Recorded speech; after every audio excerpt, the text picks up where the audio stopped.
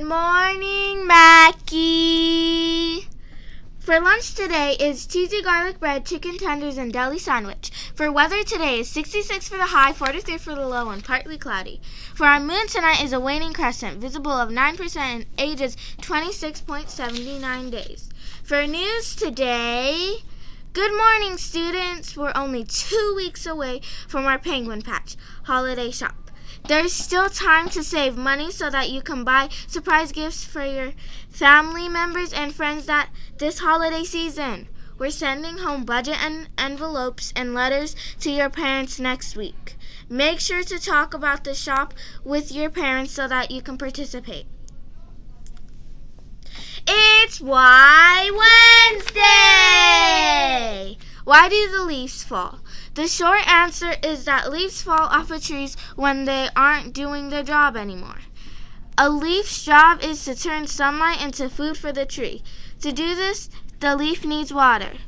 The tree doesn't want to waste all the good things in the leaf, so it takes the nutrients from the leaf back into the stems and roots. Bye! Okay, remember chapter 37? Louis is mad. The police said that he has to get rid of Winslow. He's saying that baby next door should go. He makes noise too. So now we're on chapter 38. You have a donkey? Later that same day, another car pulled up in front of Louis's house. A woman in a khaki-colored uniform stepped out and then reached back inside for a clipboard. Louis froze. Was this about Gus? Remember, Gus is his brother. She was as thin a person as Louis has ever seen. So thin you could see the bones of her hollowed face.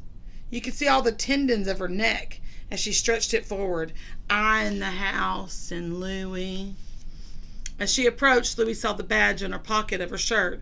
It read, Board of Health.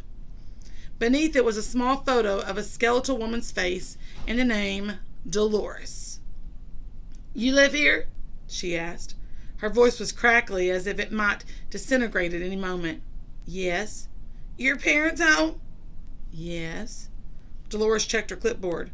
You have a donkey? Yes. Dolores tapped her clipboard with a pen and shook her head. Can't have donkeys here. It's only a little one, no bigger than a dog. From the backyard, sensing the stranger, Winslow let out a loud, croaking, honking, "Eeyore! Eeyore!" Oh, my. That sounds like a donkey. All right. Dolores started down the driveway toward Winslow's pen as he continued to bray loudly and obnoxiously. Can't have donkeys here, Dolores repeated. Health hazard. But he's very healthy, Louis said. Want to pet him? Oh, no, I do not. Health hazard. Her dark eyes were like tiny marbles set back in her eye socket.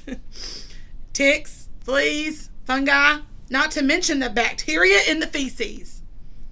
It was difficult to hear over Winslow's loud protest. In the what? Louis asked. The feces. The poo. What is your procedure for dealing with the feces? Winslow did not like this stranger. His mouth was right up against the fence, yelling at her. From next door came the sound of the crying baby and the unmistakable voice of Miss Tooley. Shut that thing up! Shut it up now! Ah, Dolores said. Complaints. I need to speak to your parents. She turned to the house and knocked on the back door. Louis stayed outside, as she spoke with his parents. Maybe she was only doing her job, he thought. But she didn't even seem to notice how cute Winslow was. She didn't know that he was struggling to survive, nor that he could be gentle and loving. She didn't notice that he had no ticks or fleas or fungi. She didn't care. Louis hoped he would never have a job like hers, but if he ever did, if he was forced to have a job like that, he would look the animal in the eye, and he would kneel beside it, and he would listen to the boy or girl who was with the animal, and he would never be cold or cruel or dismissive of the boy or girl or animal. Please stand for the American flag. I pledge allegiance to the flag of the United States of America and to the republic of which it stands, one nation, under God, indivisible, with liberty and justice for all. Let's remain standing for the Texas flag. Honor the Texas flag. I pledge allegiance to the Texas, one state under God, one indivisible.